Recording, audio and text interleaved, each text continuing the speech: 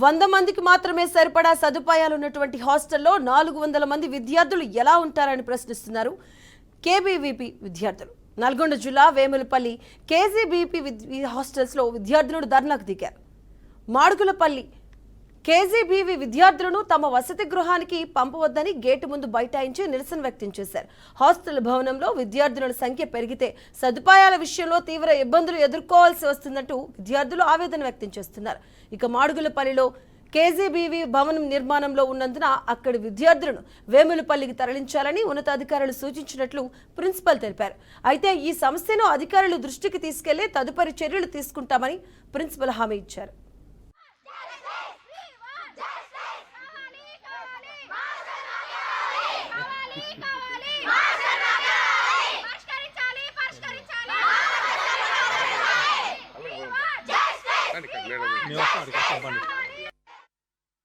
Madugulapalli upgraded. So strength అంతా కూడా ఇద్దరిది 300 అబోవ్ ఉండడం వలన అక్కడ ఇబ్బంది పడుతున్నారు అని చెప్పేసి మళ్ళీ కేజీబీ మాడుగులపల్లిని కన్స్ట్రక్షన్ పూర్తయ్యే వరకు ఎక్కడైనా అడ్జస్ట్ చేద్దామని చూసినప్పుడు సరే ఇక్కడ గర్ల్స్ హాస్టల్ ఉన్నది కదా, దీంట్లో రూమ్స్ ఏమైనా అడ్జస్ట్ చేయొచ్చు అన్న ఉద్దేశంతో గర్ల్స్ హాస్టల్లోకి మార్చొచ్చు అన్న అంటే కలెక్టర్ గారి అనుమతితోటి డిఈఓ సార్ మాకు ఇన్స్ట్రక్షన్స్ ఇవ్వడం జరిగింది. ఇక్కడ పిల్లలకు ఆ విషయం తెలిసి మాకు కూడా ఇబ్బంది అవుతుందని వీళ్ళు రేజ్ చేస్తున్నారు ఇప్పుడు. సో ఇది కూడా మేము మా పై అధికారుల దృష్టికి తీసుకెళ్ళి అసలు ఏంటి ముందు ఇద్దరు పిల్లలకి కూడా ఎవరికి ఇబ్బంది కలగకుండా దాని ఆల్టర్నేట్ సొల్యూషన్ ఏంటి అనేది చూద్దామని ఇప్పుడు ఎంఈఓ సార్ మేము అందరం కూడా 100 మందికి ఈ హాస్టల్ కేటాయించినారు. అది మా బిల్డింగ్. అక్కడ 100 మందికి ఉండే హాస్టల్లో కేజీబీవీ వాళ్ళు మాడుగులపల్లి నుంచి వస్తున్నారు. వాళ్ళు 400 మెంబర్స్ ఇక్కడికి వస్తున్నారు.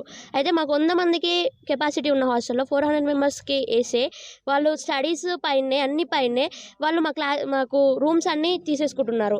అయితే మాకు స్టడీస్ పరంగా ఇబ్బంది అవుతుంది. ఒక్క రూమ్కి 30 మెంబర్స్ పడతారు, ఒక్క వాష్రూమ్కి 32 మెంబర్స్ పడతారు. ఒక్క వాష్రూమ్ 32 మెంబర్స్ వాడితే చాలా హెల్త్ ఇష్యూస్ వస్తాయి, అందరికి తెలిసిందే అది.